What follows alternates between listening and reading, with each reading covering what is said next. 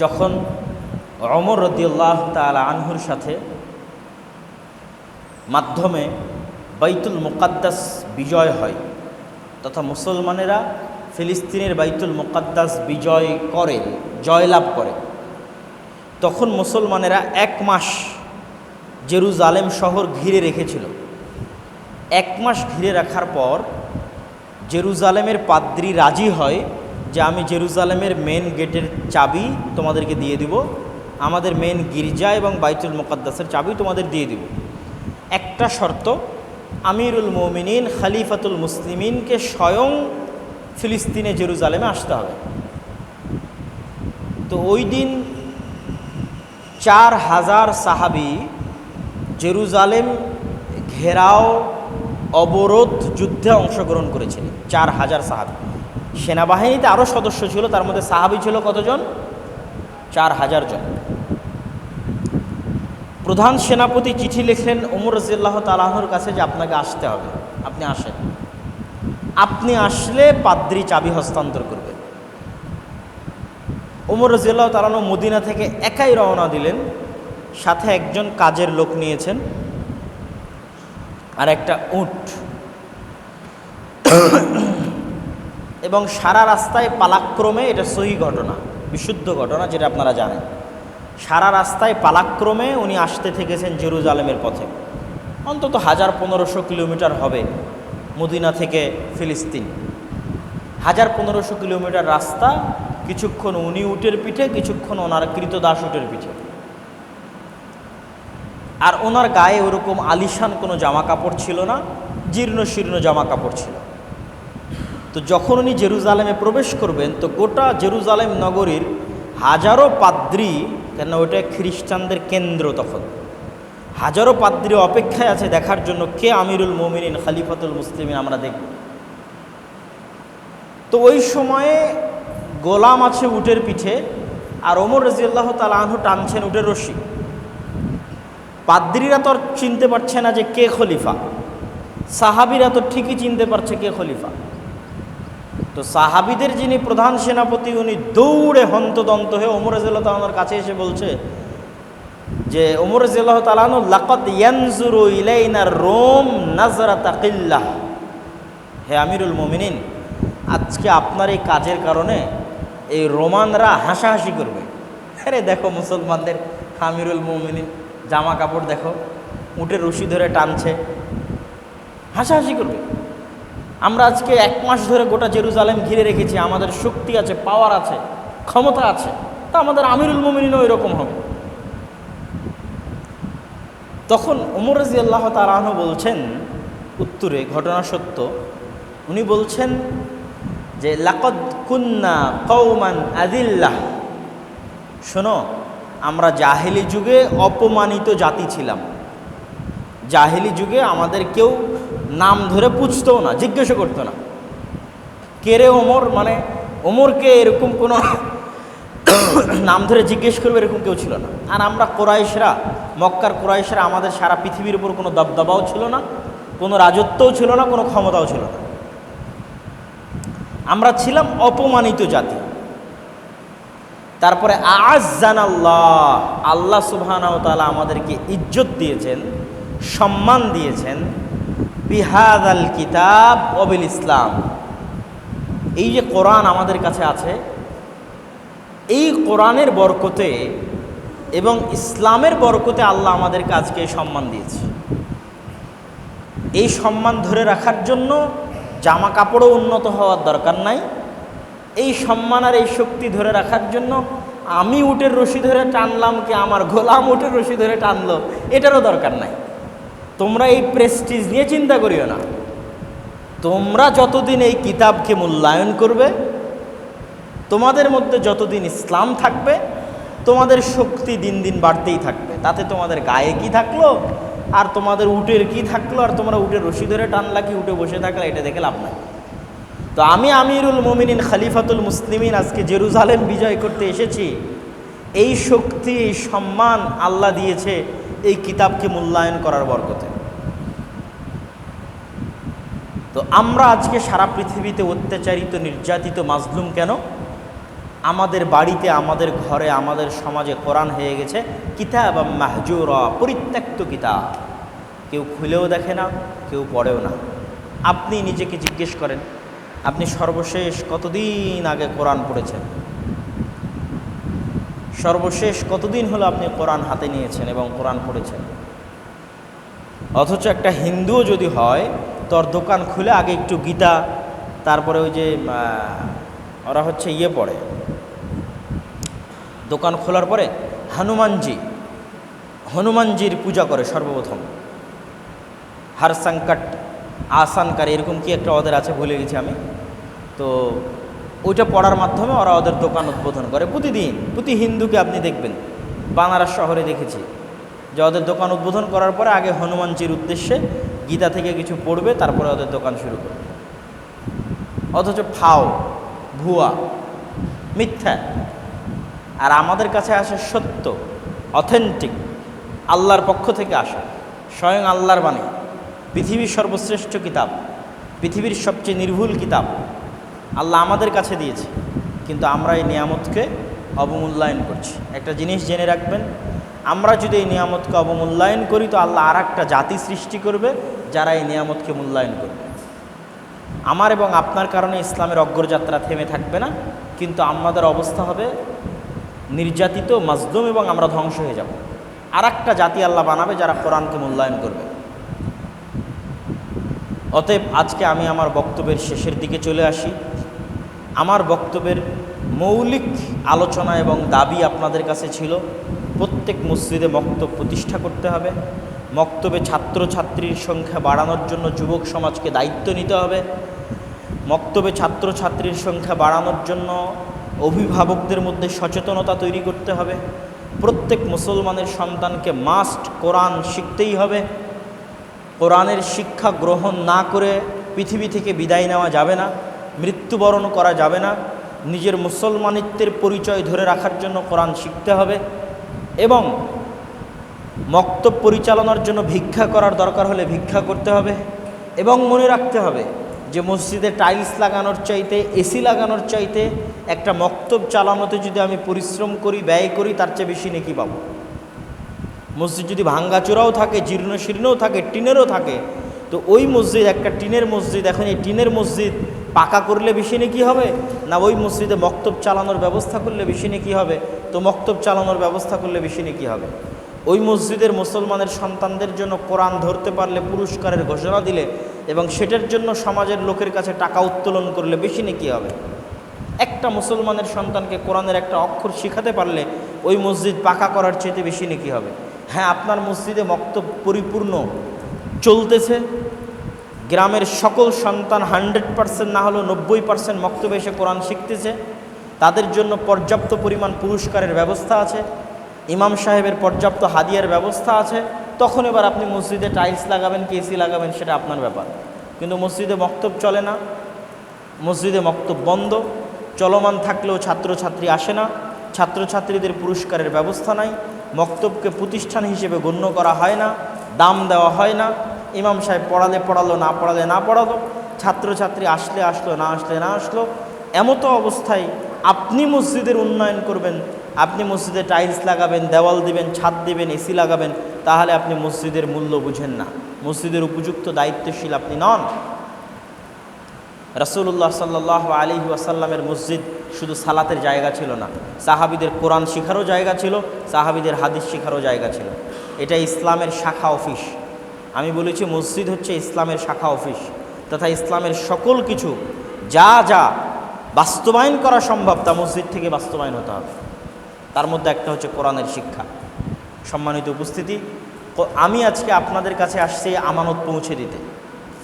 আমি আমার ছোট্ট জ্ঞান গবেষণা যা গত 25-30 বছরে জ্ঞান অর্জন করে শিখেছি, সেটার দিয়ে আমি এটা বুঝেছি যে সবচেয়ে বড় দাওয়াতি কাজ কোরআন শেখানো। কথা মনে হয় বুঝতে পারিনি। আমি এটা বুঝেছি যে মুসলিম উম্মাহ বা বাংলাদেশের এখন সবচেয়ে বড় বিপদ হচ্ছে বাংলাদেশের মসজিদ থেকে মক্তব উঠে যাচ্ছে। বাংলাদেশে মুসলমানের সন্তানেরা কোরআন জানে না। এটা যখন বুঝতে পেরেছি তখন আমি এটাই বুঝেছি যে সবচেয়ে বড় দাওয়াতি কাজ এটাই, কেমনে মুসলমানের সন্তানকে কোরআন শেখানো যায়। রাসূলুল্লাহ সাল্লাল্লাহু আলাইহি ওয়াসাল্লাম বলেছেন, ইন্নাল্লাহা ইয়ারফাউ বিহাদাল কিতাব, আমার উম্মতের মধ্যে একদল মানুষকে আল্লাহ এই কোরআন দিয়ে পৃথিবীর সবচেয়ে উন্নতিতে পৌঁছে দিয়েছেন, আর আরেক দল মানুষকে এই কোরআন দিয়ে পৃথিবীর সবচেয়ে নিম্নে নামিয়ে দিবেন। কারণ কি? ওরা কোরআনকে মূল্যায়ন করেছিল, এরা করেনি। আবু বকর, ওমর, ওসমান, আলী এরা কোরআনকে মূল্যায়ন করেছে, সাহাবীরা কোরআনকে মূল্যায়ন করেছে, এরা পৃথিবীর সবচেয়ে উন্নত জাতিতে পরিণত হয়েছে। আমরা কোরআন মূল্যায়ন করি না, কেউ কোরআন পড়ে দেখে না, খুলে দেখে না, কেউ কোরআন পড়া জানে না, দেশে কোনো বাড়িতে কোরআন তেলাওয়াত করা হয় না, কেউ কোরআন বোঝার চেষ্টা করে না, আল্লাহ কোরআনে কি বলেছে সেটা জানার চেষ্টা করে না। সবার বাড়িতে বাড়িতে, মসজিদে, সমাজে কোরআন পরিত্যক্ত, কিতাবাম মাহজুরা, পরিত্যক্ত কিতাব। কিতাবকে মানুষ কি করেছে? পরিত্যাগ করে দিয়েছে, ছেড়ে দিয়েছে। কিতাবকে মূল্যায়ন করা মানে এটা নয় যে চুমা দিয়ে এরকম করে বুকে লাগালাম, এটা না, এটা পড়া এবং বোঝার চেষ্টা করা। তাহলে সবাই কাপড়ে মুড়ি দিয়ে কোরআনকে দেওয়ালের তাকে রেখে দিয়েছে, মানে কি? কিতাব পরিত্যক্ত হয়ে গেছে, কিতাব মাহজুরা। তো এই কিতাব আমাদের কাছে যেমন পরিত্যক্ত হয়ে গেছে, আল্লাহর কাছে আমরাও পরিত্যক্ত হয়ে গেছি। এখন আমি ভাগাড়ে পড়ে মরি, আর আমাকে ইহুদি খ্রিস্টান জবাই করুক, আর রোহিঙ্গাদেরকে মায়ানমারের শাসক জবাই করে মেরে ফেলে দিক, তাতে আল্লাহর যায় আসে না। কেন? তারা কোরআনকে কি করেছে? কোরআনকে কি করেছে বলেন? পরিত্যাগ করে দিয়েছে। কোরআনের মূল্য তাদের কাছে নাই, তো তাদের মূল্য আল্লাহর কাছে কেন থাকবে? যাদের কাছে কোরআনের মূল্য নাই, তাদের মূল্য আল্লাহর কাছে নাই। অত্যন্ত সহজ এবং সিম্পল কথা। তাহলে আমরা কি বললাম? কোরআন বরকতময়। এক নাম্বার কি বলেছি? কোরআন, একটু জোরে বলেন, কোরআন। দুই নাম্বার কি বলেছি? কোরআন শক্তিশালী। তিন নাম্বার, কোরআন ভয়ঙ্কর। কোরআন কি? ভয়ঙ্কর, বিপজ্জনক। নেয়ামত যত বড়, বিপদ তত বড়। নেয়ামত যত বড়, বিপদ তত বড়। যার বাড়িতে 1 টাকাও নাই, ওর বিপদও নাই। যার বাড়িতে কোটি টাকা, ওর হাজারো সমস্যা। চোর ডাকাত সবার চোখ আছে ওর বাড়ির দিকে। নেয়ামত যত বড়, বিপদ তত বড়। পৃথিবীর সবচেয়ে বড় নেয়ামত আল্লাহ মুসলিম জাতিকে দিয়েছে, কোরআন। এই নেয়ামতের বরকতে নূহ আলাইহিস সালাতু ওয়াস সালামের কওম 1000 বছর বয়স পেলেও, আর আপনি 40-50 বছর বয়স পেলেও আপনি সর্বশ্রেষ্ঠ নূহ আলাইহিস সালাতু ওয়াস সালামের কওমের চাইতে। তথা নূহ আলাইহিস সালামের সাথে যারা ঈমান এনেছিল তাদের চেয়ে আপনি সর্বশ্রেষ্ঠ। অথচ ওরা ইবাদত করেছে 1000 বছর, আপনি ইবাদত করেছেন 20, 30, 40 বছর, কোরআনের বরকতে। কেন? নূহ আলাইহিস সালামের কওমের কাছে সূরা ফাতিহা ছিল না। নূহ আলাইহিস সালামের কওমের কাছে সূরা বাকারা ছিল না। আর সূরা ফাতিহা, সূরা বাকারা আল্লাহর বাণী, যেটা তাদেরকে দেওয়া হয়নি। তাহলে কোরআন অনেক বড় নেয়ামত। এই নেয়ামত দিয়ে মুসলিম উম্মাহ সর্বশ্রেষ্ঠ জাতি। এই নিয়ামতের কারণে আমার নবী সর্বশ্রেষ্ঠ নবী। এই নিয়ামতের কারণে রমাজান সর্বশ্রেষ্ঠ মাস। কেন? শাহরু রমাদান আল্লাযী উনজিলা ফীহিল কোরআন। কোরআন কোন মাসে অবতীর্ণ হয়েছে? রমজান মাসে অবতীর্ণ হয়েছে। ইন্না আনজালনাহু ফী লাইলাতিল কদর। কোন রাতে কোরআন অবতীর্ণ হয়েছে? কদরের রাতে। তাহলে কোরআনের বরকতে লাইলাতুল কদর সর্বশ্রেষ্ঠ, কোরআনের বরকতে রমাজান সর্বশ্রেষ্ঠ, কোরআনের বরকতে মুসলিম উম্মাহ সর্বশ্রেষ্ঠ, কোরআনের বরকতে আমার নবী সর্বশ্রেষ্ঠ। তাহলে কোরআন বড় নেয়ামত হলো না? হলো না? বলেন। কোরআন অনেক বড় নেয়ামত। তো নেয়ামত যত বড়, বিপদ তত বড়।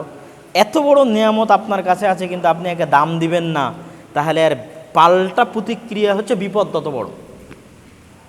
এই জন্য আল্লাহর নবী বলেছে, আল কোরআন হুজ্জাতুন লাকুম আও আলাইকুম। দুনিয়ার মুসলমানেরা, কোরআন তোমরা পেয়েছো, কোরআনের মতো বিশাল নেয়ামত পেয়েছো, কোরআন পড়লে অনেক বরকত, কোরআনের অনেক শক্তি, কিন্তু কোরআন ভয়ঙ্কর।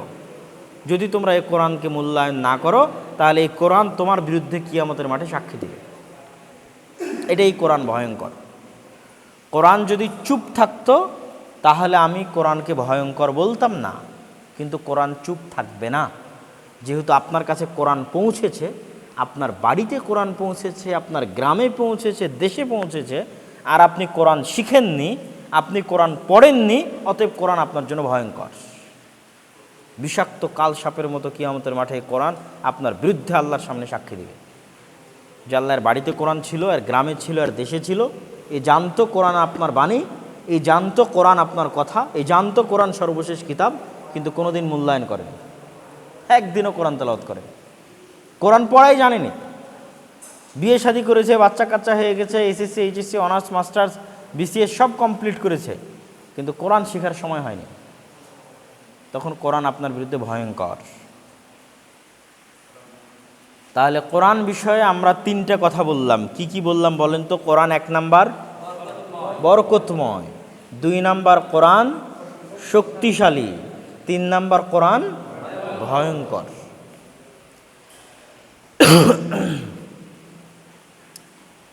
এই কোরআন না শিখেই এবং না পড়েই আমাদের নতুন প্রজন্ম বড় হচ্ছে। আমরা দাবি করছি আমরা মুসলিম দেশ, কিন্তু আমাদের দেশে এমন কোনো সিলেবাস নাই যেই সিলেবাস দিয়ে মুসলমানের সন্তানেরা কোরআন শিখতে পারবে। কোনো স্কুল, কোনো কলেজে কোরআন শিখার কোনো সিলেবাস নাই। তাহলে কোরআন শিখার একটাই রাস্তা, সেটা হচ্ছে মসজিদ। সেটা কি বলেন? কোরআন শিখার একটাই রাস্তা কি? মসজিদ। যদি বলেন মাদ্রাসা, তো সবার ছেলে মেয়ে কি মাদ্রাসায় দিবে? সবার ছেলে মেয়ে কি মাদ্রাসায় পড়বে? পড়বে না। তাহলে সবার ছেলে মেয়ে যখন মাদ্রাসায় পড়বে না, আর স্কুলে যখন কোরআন শিখাবে না, তাহলে কোরআন শিখানোর একটাই রাস্তা বাকি থাকলো, সেটা কি? মসজিদ। এখন মসজিদেও যদি কোরআন শিখানো না হয়, বা ছেলে মেয়ে যদি মসজিদে কোরআন শিখতে না যায়, তাহলে এই যে হাজার হাজার লাখ লাখ কোটি কোটি নতুন প্রজন্ম বড় হচ্ছে, কোরআন না শিখেই, কোরআন না জেনেই, কোরআন না পড়েই, এই কোরআনবিহীন প্রজন্ম আমাদের অধপতন এবং গজবের কারণ হবে, আল্লাহর পক্ষ থেকে আযাব এবং শাস্তির কারণ হবে। আগের প্রজন্ম, 20-30 বছর আগের প্রজন্ম অন্তত মসজিদে মক্তবে গিয়ে 2টা কোরআন শিখেছে, 2টা দোয়া দরুদ শিখেছে।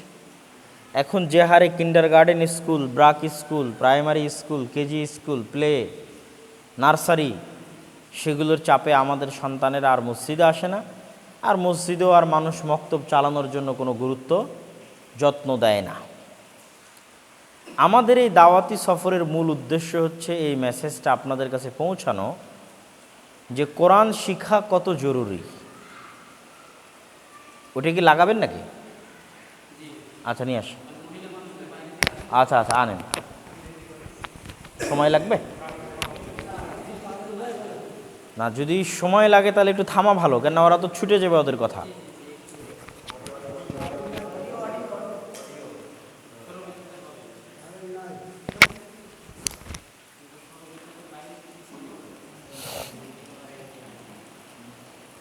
আপনাদের মসজিদে মক্তব চলে? মসজিদে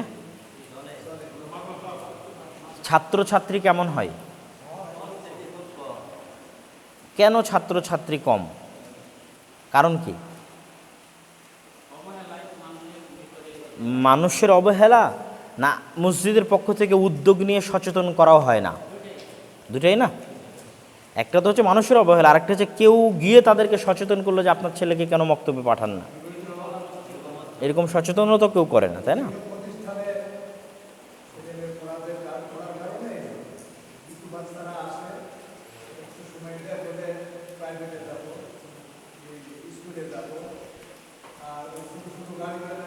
আয়োজন করেন, আর সম্মেলন আয়োজন করেন, আর জালসা আয়োজন করেন। এই সম্মেলন, এই জালসা, এই মিটিং, আর এই যা হয় আর কি একটা সংগঠনের মধ্যে যা যা করেন, সবগুলোর চাইতে বেশি নেকি পাবেন যদি একজন মুসলমানের সন্তানকে কোরআনের একটা অক্ষর শিখাতে পারেন। এর চেয়ে বড় দাওয়াতি কাজ নাই। লালমনিরহাটে আমরা একবার সফরে গেছিলাম, বাজারের উপরে মসজিদ, বাজারের উপরে মসজিদ, মেইন মসজিদ, কিন্তু সেই মসজিদে কোরআন শিক্ষার কোনো ব্যবস্থা নাই। অথচ ওই মসজিদে ওই অঞ্চলের সকল ইসলামী দলের অফিস, সকল ইসলামী দলের শাখা অফিস করা আছে ওই বাজার কেন্দ্রে। তা আমি বললাম যে ওখানে সবাই উপস্থিত ছিল বাজারে। আমি বললাম যে আপনারা এখানে যারা যত দল সংগঠন করেন আর এখানে অফিস করে রেখেছেন, এদের সবার হাঁটু জলে ডুবে মরা উচিত। এই সংগঠন দিয়ে কী লাভ আর দল দিয়ে কী লাভ, যেখানে একটা কোরআনের একটা আয়াত মুসলমানের সন্তানকে শিখাবেন সেটার ব্যবস্থা করেননি। এর চেয়ে বড় দাওয়াতি কাজ দুনিয়াতে না, এটা তো ফরজ। আরও একটা জিনিস আপনাদেরকে আমি বলে যাই, যারা এখানে যুবক ভাইয়েরা আছে, মুরব্বী আছেন, মসজিদে টাইলস লাগাতে আপনারা যদি দান করেন বা এসি লাগাতে বা ফ্যান লাগাতে যদি দান করেন, তো জানে কি হবে, মুসলমানের একটা সন্তানকে একটা আলিফ, কোরআনের আলিফ শেখানোর জন্য যদি ব্যবস্থা করেন, আমি বিশ্বাস করি তার চেয়ে বেশি নেকি হবে ইনশাআল্লাহ। এইটা আপনাদের মাথায় রাখতে হবে যে খালি মসজিদ চাকচিক্য করার জন্য খরচ করলাম, অথচ মসজিদকে টিকিয়ে রাখার জন্য, মসজিদকে আবাদ করার জন্য যে একটা মূল অনুষঙ্গ, সেই কোরআন শিক্ষার পিছনে আমাদের কোনো চেষ্টা নাই। অথচ মসজিদে এসি লাগানোর জন্য চেষ্টা আছে, মসজিদে টাইলস লাগানোর জন্য চেষ্টা আছে। তাহলে দেখবেন যে বাংলাদেশের সব মসজিদ টাইলস হয়ে গেছে, এসি হয়ে গেছে, আর সকল মুসলমানের সন্তানের শিক্ষার দায়িত্ব ব্রাক আর খ্রিস্টানেরা নিয়ে গেছে। আর আপনারা হচ্ছে মসজিদে এসি আর টাইলস লাগিয়ে বসে থাকবেন। তার 50 বছর পরে দেখবেন যে মসজিদ আর মুসল্লি নাই। শিক্ষা এরকম একটা গুরুত্বপূর্ণ জিনিস, কত গুরুত্বপূর্ণ জিনিস এটা খ্রিস্টানেরা জানে। ব্রাকের এরকম টাইলসওয়ালা বিল্ডিং আছে ব্রাকের সারা বাংলাদেশে নাই। তারপরও ব্রাক সারা বাংলাদেশে 25,000 প্রাথমিক স্কুল চালায়। 25,000 এটা অনেক আগের জরিপ ছিল, এখন জানি না কত চালায়, কিন্তু এটা আগের জরিপ ছিল যে ব্রাক সারা বাংলাদেশে কত হাজার স্কুল চালায়, 25,000। অথচ ব্রাকের এরকম বিল্ডিংও নাই, টাইলসওয়ালা ভবনও নাই, এরকম এসিওয়ালা রুমও নাই। তাহলে মানুষের জমি ভাড়া নিয়ে টিন শেডে স্কুল চালায় ব্রাক। তার মানে ব্রাক জানে যে শিক্ষার গুরুত্ব আছে। কথাটা কি আমার বুঝতে পারছেন? ব্রাক জানে কিসের গুরুত্ব আছে, শিক্ষার গুরুত্ব আছে। আর আপনার কাছে টাইলসওয়ালা মসজিদ আছে, এসিওয়ালা রুম আছে, কিন্তু তারপরেও যে মুসলমানের সন্তানকে কোরআন শিখাবেন, এটা নিয়ে আপনার কোনো উদ্যোগও নাই, কোনো চিন্তাও নাই। তাহলে কোরআনবিহীন প্রজন্ম আমাদের জন্য আযাবের কারণ হবে। এই কোরআনবিহীন প্রজন্মকে আমরা কেমনে মুসলমান প্রজন্ম বলবো বলেন? কোন দৃষ্টিকোণ থেকে বলবো যে তারা মুসলিম? যাদের জীবনের সকল কিছু শেখা হয়েছে, কিন্তু কি শেখা হয়নি? কোরআন শেখা হয়নি। কোথায় থাকে? মুসলিম দেশে থাকে, মুসলিম সমাজে থাকে, মসজিদের শহরে থাকে, আশেপাশে হাজারো মসজিদ থেকে কোরআন না শিখেই বড় হয়েছে। এর চেয়ে বড় লজ্জাজনক, এর চেয়ে বড় অপমানজনক কি আছে?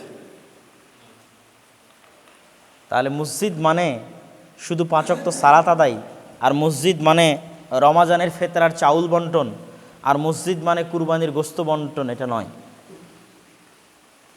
মসজিদের সালাতের পরে সবচেয়ে বড় জিম্মেদারি হচ্ছে কোরআন শিক্ষার ব্যবস্থা করা। সালাতের পরে মসজিদের সবচেয়ে বড় দায়িত্ব কি? কোরআন শিক্ষার ব্যবস্থা করা। আর এই কোরআন শিক্ষার ব্যবস্থা করতে গিয়ে মসজিদ কমিটিকে বা মসজিদের সাথে সংশ্লিষ্ট সমাজের মানুষকে মনে রাখতে হবে যে আমরা যদি মসজিদে মক্তব চালাতে না পারি, তাহলে আমাদের পদত্যাগ দিয়ে বিদায় হয়ে যাওয়া উচিত। যদি মসজিদ কমিটি মসজিদে ভালোভাবে মক্তব না চালাতে পারে, নামকা অস্তে না, তাহলে সে মসজিদের দায়িত্ব নেয়নি। মসজিদের দায়িত্ব নেওয়া মানে শুধু মসজিদের টাইলস লাগানো আর এসি লাগানো নয়। মসজিদের দায়িত্ব নেওয়া মানে অত্র অঞ্চলের মুসলমানের সন্তানের যেহেতু কোরআন শিক্ষার কোনো ব্যবস্থা নাই, সেহেতু বাই ডিফল্ট কোরআন শিক্ষার জিম্মেদারি কার উপর বলেন তো? মসজিদের উপর। কার উপর? কথা বলতে হবে তো, মসজিদের উপর। তাহলে আপনি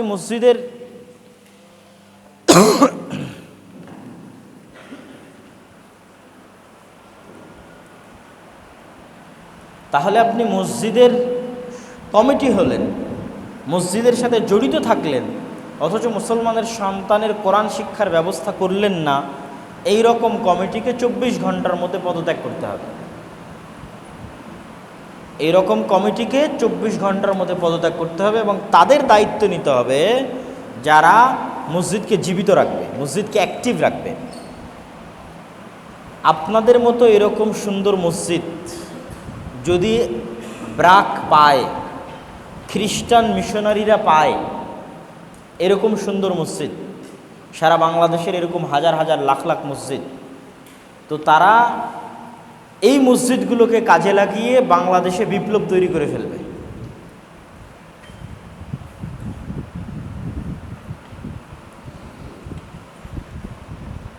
তারা এই মসজিদগুলোকে কাজে লাগিয়ে বাংলাদেশে বিপ্লব তৈরি করে ফেলবে, ব্রাক এবং খ্রিস্টান মিশনারিরা, যদি তাদেরকে আপনারা এই মসজিদগুলো দিয়ে দেন। কিন্তু আজকে এই মসজিদগুলো আপনাদের হাতে আছে। আজকে যদি আপনারা মুসলমানের সন্তানের কোরআন শিক্ষার ব্যবস্থা না করেন, একদিন জাতিগতভাবে এই মসজিদগুলো আপনাদের হাতে থাকবে না এবং জাতিগতভাবেও একদিন আপনারা গোলামি, অধঃপতনের শিকার হবেন। কোরআন শিখাতে হবে মুসলমানের সন্তানকে, এবং কোরআন শিখা এবং শিখানো অনেক বড় মহৎ ইবাদত। রাসূলুল্লাহ সাল্লাল্লাহু আলাইহি ওয়াসাল্লাম বলেছেন, খায়রুকুম মান তাআল্লামাল কুরআন ওয়া আল্লামাহ, তোমাদের মধ্যে সর্বশ্রেষ্ঠ সে যে কোরআন শিখে এবং কোরআন শিখায়। এবং এই কোরআন হুদাল লিন্নাস, শুধু মুসলমানদের জন্য নয়, শুধু মাদ্রাসার ছাত্রের জন্য নয়, শুধু মক্তবের ছাত্রের জন্য নয়, হুদাল লিন্নাস, পৃথিবীর সকল মানুষের জন্য। কোরআন না শিখে মারা যাওয়া যাবে না। কোরআন না শিখে মারা গেলে আপনি বিপদে আছেন, মহা বিপদে আছেন। আমি বলেছি কোরআন ভয়ঙ্কর কিতাব, এই জন্য মৃত্যুবরণের পূর্বে আপনাকে কোরআন শিখতেই হবে। বয়োবৃদ্ধ হন, মহিলা হন, ছোট বাচ্চা হন, কোরআন শিখতে হবে। কোরআনের বরকতে বরকত মণ্ডিত হতে হবে। কোরআনের বরকতে বরকত মণ্ডিত হতে হবে। নিজের বাড়িতে বরকত নিয়ে আসতে হবে, নিজের গ্রামে বরকত নিয়ে আসতে হবে, নিজের দেশে বরকত নিয়ে আসতে হবে। যেই বাড়িতে কোরআন তেলাওয়াত করা হয় না, ওই বাড়ি কবরের মতো অন্ধকার। এবং যে মানুষ কোরআন তেলাওয়াত করে না, তার জীবন কুকুর শ্রীগালের মতো। তার মধ্যে আর একটা পশুর মধ্যে কোনো পার্থক্য নাই, যার সাথে কোরআনের সম্পর্ক নাই।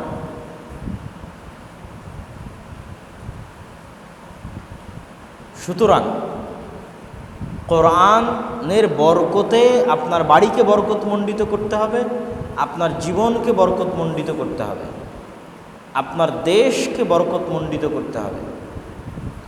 এবং কোরআন হুদাল্লিন নাস, হুদাল্লিন নাস মানে কি? আমি আব্দুল্লাহ বিন আব্দুর রাজ্জাক বা আব্দুর রাজ্জাক বিন ইউসুফ বা ডক্টর জাকির নায়েক বা এরকম আর যারা বড় দায়ী আছে, আলেম আছে, তারা এরকম হাজার জন মিলে, লাখো জন মিলে যত মানুষকে না হেদায়েত করতে পারবে, কোরআন একাই তার চেয়ে বেশি মানুষকে হেদায়েত করতে পারবে। কেননা কোরআনকেই বলা হয়েছে হুদাল্লিন নাস, যে কোরআন মানুষের হেদায়েতের মাধ্যম, কোরআন মানুষের পথ প্রদর্শক। আমাকে বলা হয়নি যে আমি হুদাল্লিন নাস। আব্দুর রাজ্জাক বিন ইউসুফ বা আর বক্তা বা আর দায়ীকে বলা হয়নি যে তারা হুদাল্লিন নাস। কোরআনকে বলা হয়েছে সে হুদাল্লিন নাস, মানে কোরআন নিজেই মানুষের পথ প্রদর্শক। খালি মানুষ পড়লেই হলো, বুঝার চেষ্টা করলেই হলো। কোরআন হাতে নিয়ে পড়বে আর বুঝার চেষ্টা করবে, আর সে সঠিক পথ পাবে না, এটা হতে পারে না। এবং সে হেদায়েত প্রাপ্ত হবে না, এটা হতে পারে না।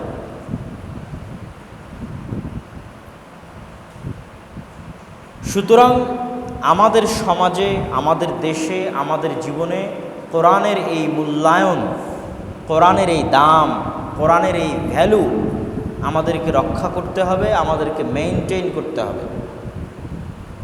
এই জন্য আমি বলতে বলতে এই পর্যন্ত বলেছি যে ভিক্ষা করে হলেও মসজিদে কোরআন শিক্ষার ব্যবস্থা করতে হবে। মুসলমানদের না খেয়ে থেকে হলেও, ক্ষুধার্ত থেকে হলেও, পিপাসার্ত থেকে হলেও কেমনে সকল মুসলমানের সন্তানকে কোরআন শেখানো যাবে তার চেষ্টা করতে হবে, তার জিম্মেদারি নিতে হবে, তার দায়িত্ব নিতে হবে, তার উদ্যোগ নিতে হবে। এবং এই জিম্মেদারি, এই দায়িত্ব নেওয়ার মতো উদ্যোগী তরুণ যেন তৈরি হয়, এটার প্রতি ইন্সপায়ার করার জন্যই আমাদের এই সফর। আমরা মসজিদে মসজিদে এই সফর এই জন্যই করতেছি যে কিছু যুবক, কিছু তরুণ বের হয়ে আসুক। এই বের হয়ে আসা তরুণেরা দায়িত্ব নিক যে তারা মুসলমানের সন্তানকে কোরআন শিখাবে, এবং সে এই মনে করে দায়িত্ব নিবে যে তার ওসিলায়, তার মাধ্যমে একজনের মুসলমানের সন্তানও যদি কোরআনের একটা অক্ষরও শিখে, তো এটাই তার নাজাতের ওসিলা হয়ে যেতে পারে কিয়ামতের মাঠে ইনশাআল্লাহ। আমরা আল্লাহর কাছে আশা করতে পারি। এই আশা, এই আবেগ নিয়ে কিছু যুবক, কিছু তরুণ বের হোক, তারা উদ্যোগ নিক। কেমনে কোরআন জানে না এই রকম নিরক্ষরতা মুক্ত সমাজ গড়া। বলে যে এই গ্রামে 100% সাক্ষরতার হার। বাংলাদেশ সরকার সাক্ষরতার হার নির্ধারণ করবে কি দিয়ে? আপনার ওই যে ক খ গ ঘ পারে কিনা, স্বাক্ষর করতে পারে কিনা, স্বাক্ষর করতে পারলে টিপসই লাগবে না, তাহলেই সে নিরক্ষর নয়। এটাই সাক্ষরতার হার, শিক্ষার হার। আর আপনারা যুবক এবং তরুণেরা নির্ধারণ করবেন আপনার গ্রাম কত % শিক্ষিত। কী দিয়ে নির্ধারণ করবেন? গ্রামে কতজন কোরআন পড়া জানে, মাপবেন। আজকে আপনার গ্রামে কতজন কোরআন পড়া জানে, নারী পুরুষ সবাই মিলে। যদি দেখেন আপনার গ্রামে 10% মানুষ কোরআন পড়া জানে, তাহলে এটা 10% শিক্ষিত গ্রাম, আর 90% অশিক্ষিত, জাহেল, মূর্খ গ্রাম। এবার এই পার্সেন্টেজটা কেমনে বাড়াবেন সেটার উদ্যোগ নিতে হবে। তথা কোরআনের সাথে সম্পর্কবিহীন এবং কোরআনবিহীন প্রজন্ম বড় হতে দেওয়া যাবে না। এটা চ্যালেঞ্জ হিসেবে নিতে হবে, এটা রিস্ক হিসেবে নিতে হবে। এবং এটা কেমন চ্যালেঞ্জ আমি আপনাকে বলি। একটা জালসা আয়োজন করা অনেক সহজ, একটা সম্মেলন করাও অনেক সহজ, একটা সংগঠনের মিটিং করাও অনেক সহজ, কিন্তু মুসলমানের সন্তানকে কোরআনের একটা অক্ষর শেখানো একটা জালসা আয়োজন করার চাইতে কঠিন। কথা কি আমি ভুল বললাম? মুসলমানের একজন সন্তানকে কোরআনের একটা অক্ষর শেখানো একটা মিছিল আয়োজন করার চাইতে কঠিন, একটা মিটিং করার চাইতে কঠিন, একটা হরতাল আয়োজন করার চাইতে কঠিন। সুতরাং এটা অত সহজ দায়িত্ব নয়। এই জন্য এই দায়িত্ব, এই চ্যালেঞ্জ যুবক সমাজকে নিতে হবে। আপনাদেরকে আরও একটা জিনিস মনে রাখতে হবে যে আমাদের দিনী ভাইয়েরা জিজ্ঞেস করে যে আমরা কোন বই পড়ব, আমরা কার বক্তব্য শুনব। আমি মনে করি যে কোরআন জানে না এবং কোরআন শিখেনি, তার জন্য কোরআন শিখা বাদ দিয়ে, হ্যাঁ কোরআন শিখা কন্টিনিউ করতেছে, তার পাশাপাশি অন্য কিছু শুনতেছে, দেখতেছে, সেটা আলাদা। কিন্তু যে কোরআন জানে না এবং কোরআন শিখেনি, তার জন্য কোরআন শিখা বাদ দিয়ে আর কোনো বক্তার ইসলামী বক্তব্য শোনাও হারাম আমি মনে করি। আর কোনো ইসলামী বই পড়াও হারাম, আর কোনো ইসলামী দল সংগঠনের মিটিং, মিছিল, সমাবেশে যোগ দেওয়াও হারাম। হ্যাঁ, ও কোরআন শিখার চেষ্টা করতেছে, তার পাশাপাশি এখন বক্তার বক্তব্য শুনবে না, আর 10টা ইসলামী বক্তব্য শুনবে না, আর 10টা ইসলামী বই পড়বে না, আর 10টা ইসলামী সংগঠন করবে, সেটা তার ব্যাপার। কিন্তু কোরআন জানে না, কোরআন শিখেনি, এবং কোরআন জানা এবং শেখার চেষ্টাও করে না, আবার অনেক বড় পদের অধিকারী, তো ওর জন্য আর 10টা ইসলামী বই পড়াও হারাম, আর 10টা ইসলামী বক্তব্য শোনাও হারাম, আর 10টা ইসলামী দল করাও হারাম। আগে কোরআন শিখতে হবে। কোরআন শিখা ফরজ, ফরজে আইন, প্রত্যেক মুসলমানের উপর ফরজ।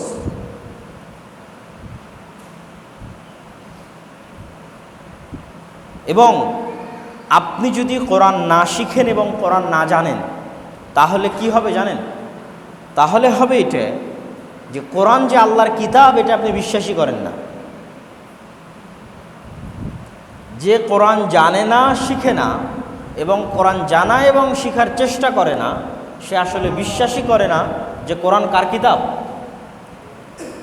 সে বিশ্বাসই করে না যে কোরআন আল্লাহ সুবহানাহু ওয়া তাআলার কিতাব এবং আল্লাহ সুবহানাহু ওয়া তাআলার পক্ষ থেকে অবতীর্ণ হয়েছে, এটা সে বিশ্বাসই করে না।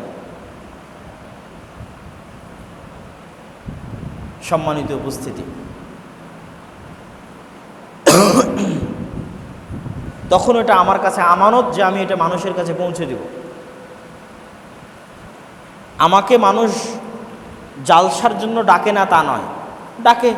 জালসায় গেলে মানুষ 15-20 হাজার টাকা হাদিয়াও দিবে, গাড়ি ভাড়াও দিবে, তেল খরচও দিবে, ভালো ভালো খাবারের ব্যবস্থাও করবে। কিন্তু জালসায় না গিয়ে নিজ খরচে এরকম মসজিদে মসজিদে যাওয়ার পিছনে একটাই কারণ, আমি আমার এই আমানত আপনাদের কাছে পৌঁছে দিয়ে গেলাম। এখন আমানত আপনাদের হাতে। আজকের পরে যদি আপনারা মসজিদে মক্তব উন্নত করার উদ্যোগ না নেন, আজকের পরে এই মসজিদ এবং আশেপাশের মসজিদে মুসলমানের সন্তানদের আরও বেশি বেশি কেমনে মসজিদমুখী করা যায়, মক্তবকে আরও কেমনে ভালো করা যায় এর উদ্যোগ যদি না নেন, তাহলে কিয়ামতের মাঠে জবাব আপনারা দিবেন। আমি বলবো, আল্লাহ, আমি নিজ খরচে মোহনপুরবাসীর কাছে গিয়ে দাওয়াত পৌঁছে দিয়ে এসেছি যে তোমরা মুসলমানের সন্তানের কোরআন শিক্ষার ব্যবস্থা করো। এটাই সবচেয়ে বড় দায়িত্ব, এটাই সবচেয়ে বড় দাওয়াতি কাজ, এটাই সবচেয়ে বড় সংগঠন, এটাই সবচেয়ে বড় জালসা, এটাই সবচেয়ে বড় সম্মেলন।